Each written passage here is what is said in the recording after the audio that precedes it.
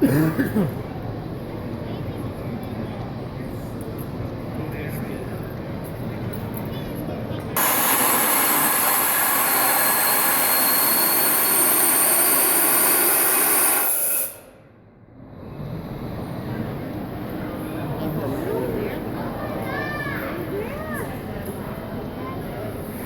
sorry for the small delay. We had to mess with the key a little bit there.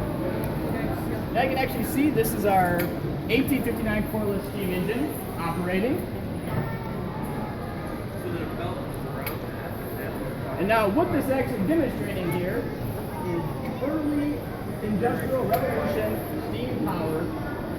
All the steam engines back here date from at least the 1840s up to the 1880s or so. And back in this collection here, we have a diverse array of different steam-powered engines. But not only steam-powered, we also have electrical powered, and we also have gas-powered as well in this section here. This is an example of steam-powered in 1859. Now, Henry Ford was very fond of steam-powered, although he did use gasoline. Now, what happened was, for Henry Ford, is he really destroyed the steam-powered industry because he used gasoline. But Henry Ford never wanted to forget where he came from, or where we came from, where we started, where our history really came from, how we got these machines. So, even though he did move us into the next generation, the next era, using gasoline, he never wanted to forget where we came from, where he came from. And that was the Industrial Revolution of steam power.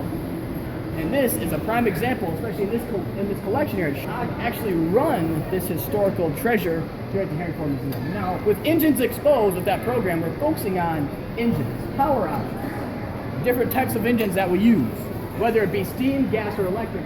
And for example, what we're seeing here is a source of external combustion engine.